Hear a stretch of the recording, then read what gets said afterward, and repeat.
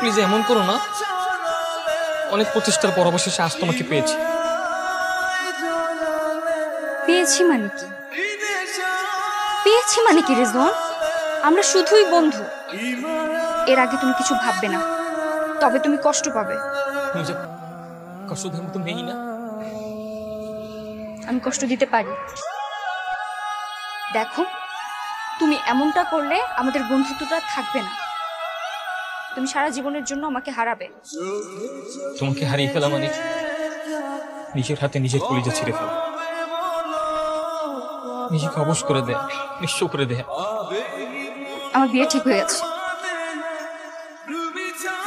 কি বলছো না বলছো? না না প্লিজ, তুমি বিয়ে করলে আমি বাঁচবো না। পাগলামি করো না রেজওয়ান, এটাই বাস্তবতা। কিসের বাস্তবতা? আমি তো তোমাকে ভালোবাসি। আমি তো বাসি না, একতরফা ভালোবাসো তুমি। আমি তো শুধুই তোমাকে বন্ধুত্বের সুযোগ দিতে চেয়েছিলাম। এখন দেখছি ওটাও বলছিল।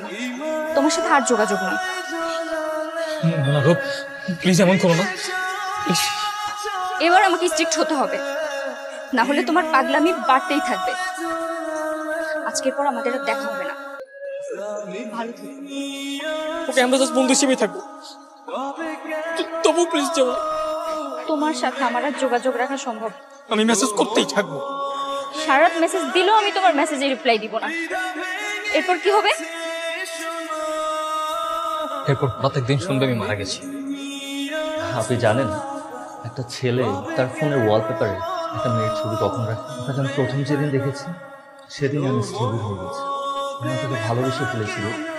গ্রুপের বিয়ে হয়ে যাচ্ছে। আমি আমি শুধু শেষবারের মতো ওর সাথে একবার মিট করতে চাই। প্লিজ, আমি আপনাদের কাছে হাত জোর করে বলছি, প্লিজ একটা ব্যবস্থা করেন। আমি ওর সাথে কন্ট্যাক্ট করার অনেক ট্রাই করেছি। ও আমার নাম্বার ব্লক করে রেখেছে। আননোন নাম্বার থেকে ওর নাম্বার কল ঢুকছে না। গ্রুপ ফোন দিয়েছে। লাউডে দিন, লাউডে দিন। রেজওয়ান ভার্সিটিতে গেছে কিনা একটু জানাতো। কেন? না তেমন কিছু না, এমনিতেই একটু খোঁজ নিয়ে জানাতো। কি খোঁজ নিতে চাও? আমি অন্তত তোমার বন্ধু হিসেবে থাকতে চাই। প্লিজ, তুমি ছেলে যে বেঁচে থাকা এক মুহূর্ত সম্ভব না। তোমার সাথে এটাই আমার শেষ দেখা। তুমি বন্ধুত্বের টিকে থাকতে পারছো না, বারবার অন্যদিকে চলে যাচ্ছ। তুমি বন্ধুত্বে টিকে আছো?